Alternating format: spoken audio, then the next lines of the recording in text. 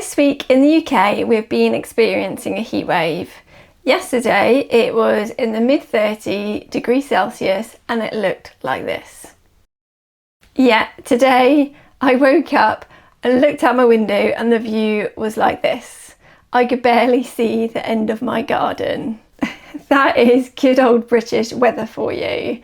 So although I normally like to take these videos outside and draw nature, I had planned today to do an indoor drawing out of the heat of the day, but as it turns out, it's going to be an indoor drawing because I can't see anything out there anyway. So either way, it is an indoor drawing day. Also, after my last video where I had to return back to the same location a second day because I ran out of time, I wanted to show you that it doesn't have to take half a day to do a drawing and that it can be done in a small pocket of time.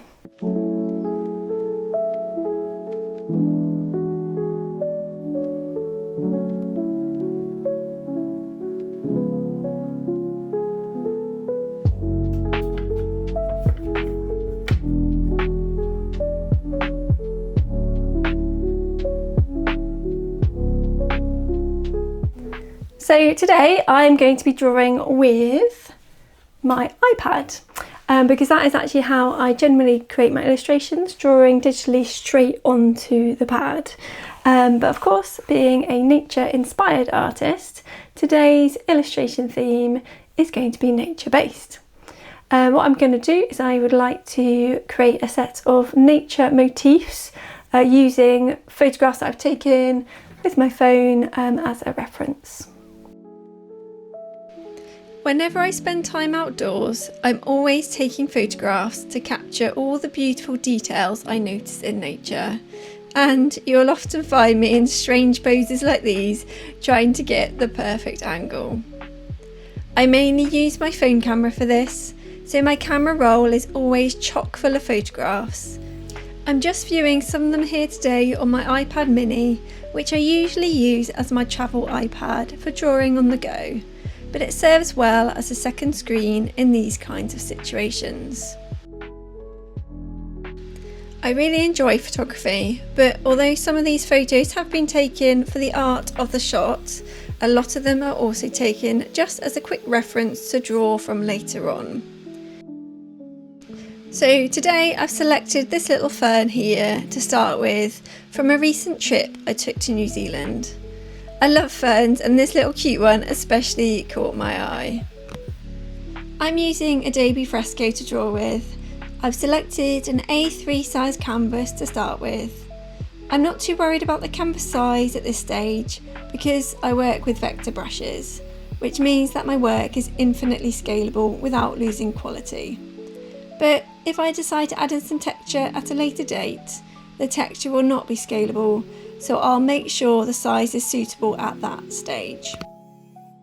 Using a basic round vector brush, I'm just drawing out its main shapes, starting with the centre line and then drawing out the leaves. I'm not looking to replicate it exactly, so you'll see here that I actually started with a curvier central line than the one on the photograph. This helps give it a more fluid, natural look, as using a straighter line may make it look a little stiff. You can see me doing this with some of the leaves too, adding in extra subtle curves and bumps. This also helps give it a more hand-drawn feel, which is the look I prefer with my illustrations. I have opted to draw this in black because my main focus for this drawing is to get the main shapes right, and using black on a white background enables me to see these things really clearly.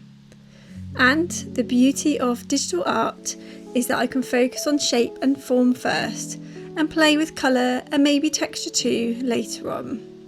We'll see how far we get today, but I may just draw everything in black for now and look at colour another day. Once I've blocked in the main shapes, I'm going in with my eraser tool to add in some details.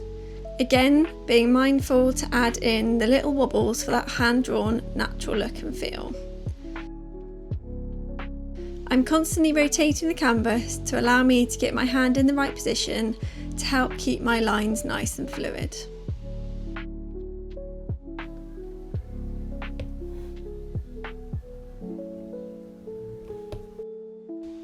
So there we have our first complete little fern. That didn't take too long, less than 10 minutes, so I'm going to find another thing to draw. I've ended up on a New Zealand section of my camera roll. I found myself taking thousands of photos whilst I was there because it is packed full of amazing, beautiful nature, including lots of ferns, and I am a real sucker for ferns. So the second subject I've chosen is to draw another cute little fern. I was attracted to the shape of this one and its cute short leaves, and I'm drawing it out in the same way as the last one. As I was drawing this one, I noticed that the leaves are not actually symmetrically positioned along the centre line. They are all offset a little. So I included this detail in this drawing. That is something I especially love about drawing nature. The process of drawing encourages you to look closer and notice the details that you wouldn't have seen otherwise. And in fact, that does go for any subject you draw from life. But I especially love the way that drawing the natural world and noticing its beautiful little details makes you feel more connected to nature. And the more we connect to nature, the better it is for our well-being. This is certainly something I have found to be true. Rather than adding in central lines to each of the leaves within this fern, I opted instead to just add little highlights and marks to give it that lovely hand-drawn character and texture.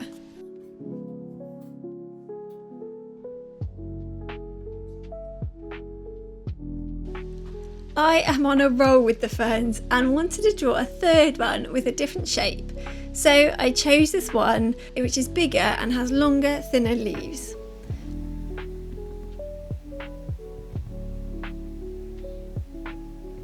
I enjoyed having the opportunity to add lots of little wobbles to these longer leaves, accentuating what is naturally there. I realised that I had started this one a little big, so needed to resize it to fit everything in. That is something I love about digital drawing. It is so easy to make adjustments like this. And I also find it helps remove that fear of starting on a blank page, which you can get when working traditionally, for fear of messing it up. But when I work digitally, I can just go for it and adjust things later. And I love that creative flow and fluidity that it brings me.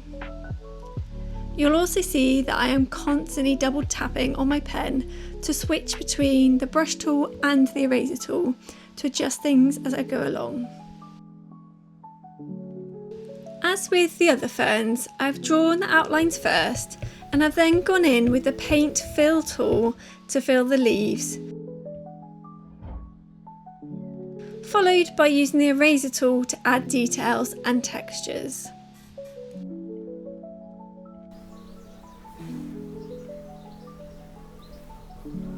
I've spent around 25 minutes just drawing ferns at this stage, so I thought I'd explore some different shaped leaves for my next drawing.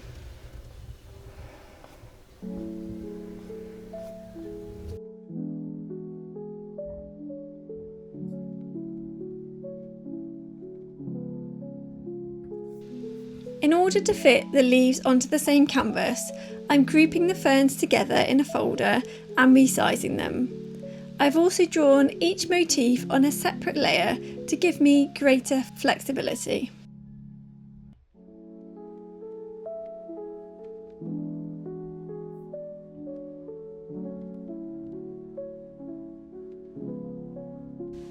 The leaves took a bit of work to get the shapes looking right.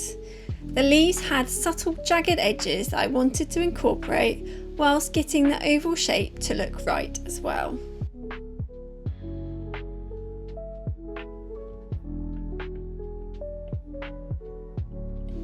And again, I went in with the eraser tool to add in some details.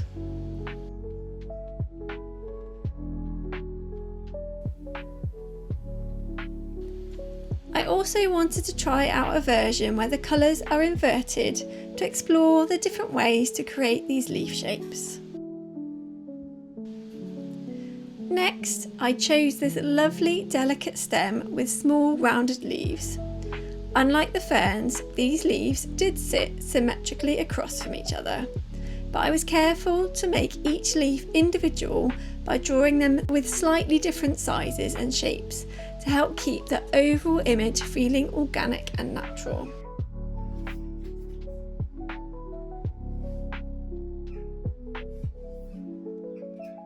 And to finish with, I wanted to draw a larger, more rounded duo of leaves. I varied my line thickness for the leaf shapes to again maintain a hand-drawn organic look. In addition to the 25 minutes drawing the ferns, these other leaves took around another 20 minutes.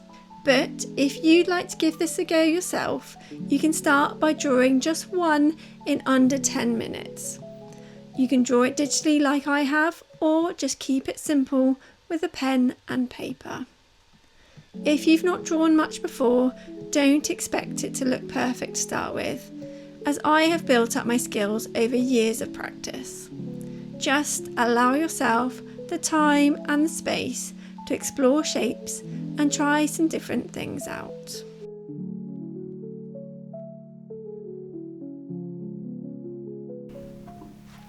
Right, I think I'm going to leave it there for today. So I started with the ferns, got a bit carried away with the ferns, and then added in some leaves.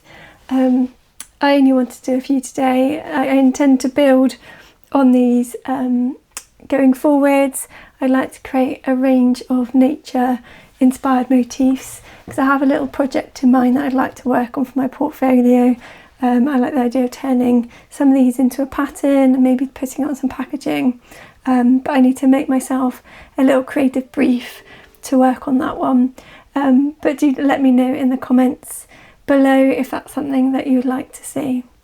But for now, I am going to say goodbye. Thank you so much for being here. I really do hope that this has inspired you to create something yourself too, because that is the reason that I'm making these videos, to inspire both you and me to spend that little bit more time being creative and connecting with nature.